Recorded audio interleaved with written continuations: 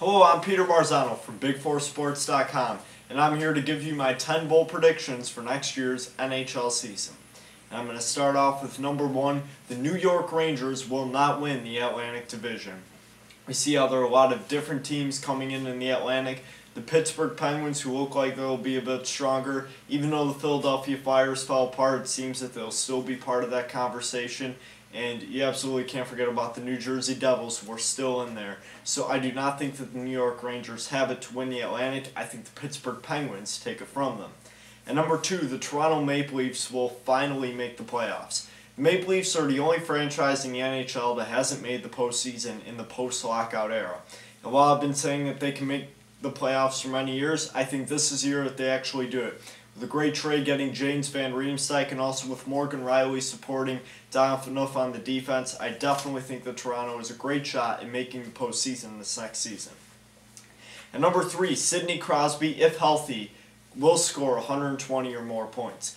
We've seen that Sidney Crosby is one of the best players in the world. In just 22 games last year, after suffering from major head injuries, he scored 37 points in just 22 games. Sidney Crosby is one of the best playmakers in the NHL today and has a great potential to score over 120 points if he stays healthy for an entire season. And number 4, Steven Stamkos will become the first player since 1992-93 to score 70 goals in a season. Now this may seem a little out there, but we have to see the supporting cast that Steven Stamkos has around him. With Vinny Lecavalier coming back from injury, with Martin St. Louis still having a few good years left on him, with a better goaltender and better defense, is naming how great the offense is from the back end, with Matt Carle and Sammy Salo being the new acquisitions, and Victor Hedman helping him out in the second pair. Steven Stamkos has the supporting cast to make him the best finisher in the league, and it won't be any surprise if he's able to score 70 goals.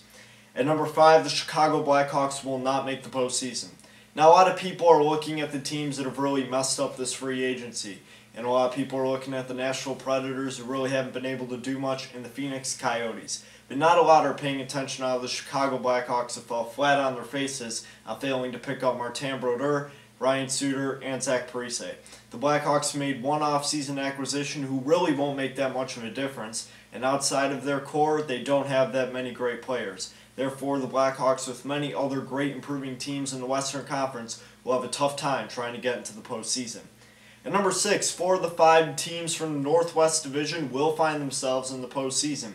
Now, all 5 have improved, even the Calgary Flames, who made a great signing with Dennis Wideman. I do not think they will be in the postseason, though. But the Vancouver Canucks are looking at a great signing with Jason Garrison. They're still near the top. The Colorado Avalanche, with a 4-year, $60 million signing with P.A. Parenteau. They're great. They're going to be back in there with a young core. You look at the Minnesota Wild, who obviously made 2 blockbuster deals to acquire the 2 biggest unrestricted free agents on the market. And then you have to look at the Edmonton Oilers, who made a big move to draft Nail Yakupov first overall, and then Justin Schultz making sure that they made that deal for him, along with the young core Jordan Eberle, Taylor Hall, and Ryan Nugent-Hopkins. All the teams in the Northwest will be very competitive, and I think all of them, besides Calgary, will be in the postseason in 2012-2013. At number 7, Jordan Eberle will score 50 goals. Now, Jordan Eberle is being looked at as the sniper of that young core after scoring 34 goals this past season. Now, with a new cast around him, along with Taylor Hall and Ryan Nugent-Hopkins, he now has people like Justin Schultz, who is an offensive defenseman, and Nail Yakupov on his supporting cast. Jordan Eberle is everything right, and the situations are correct for him to score 50 goals. At number 8, the Anaheim Ducks will be the shocker of this year and win the Pacific. Now, San Jose Sharks seem like they're in a free fall from this point. The Phoenix Coyotes don't even know if they'll be in Phoenix next season. The Dallas Stars acquired some skill, but just made themselves a little bit older. And the Los Angeles Kings might have quite a bit of a Stanley Cup hangover, as they didn't make enough changes, whether they're positive or negative, in order to keep themselves going in a healthy way. And that way, I think the Anaheim Ducks, who are still very talented, with Ryan Getzlaf, Corey Perry, Bobby Ryan, and then you're looking at a guy like Teemu Selanne, who will most likely return next season. That's still a great group of players, and Jonas Hiller, one of the best goaltenders in the NHL. I think the Anaheim Ducks will win the Pacific. At number 9, Drew Doughty, defenseman of the Los Angeles Kings, will win the Norris Trophy. I think that the positions are right for him, and he has everything around him to do it. He's only been nominated once, and I think with everything around him, and you're looking at the Norris Trophy winner of last season, Erik Karlsson, not knowing if he's going to have that right supporting cast anymore, Drew Doughty will definitely have it. He has Rob Scuderi as his partner. Great two-way defenseman, can score goals, can be a great penalty killer. I really like the way Drew Doughty plays. I think he will win the Norris Memorial Trophy next year. And number 10, the Tampa Bay Lightning will win the Stanley Cup. I think that this is finally the year they did it. Everyone was very shocked that they weren't able to make the playoffs this season after making it the season before. Not just making it, but being one game away from a Stanley Cup final.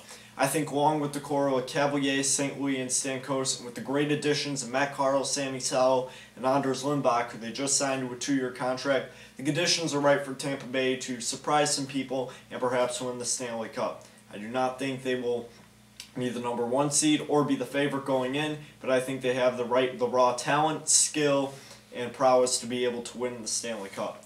This has been Peter Marzano from BigFourSports.com with his 10 bold NHL predictions.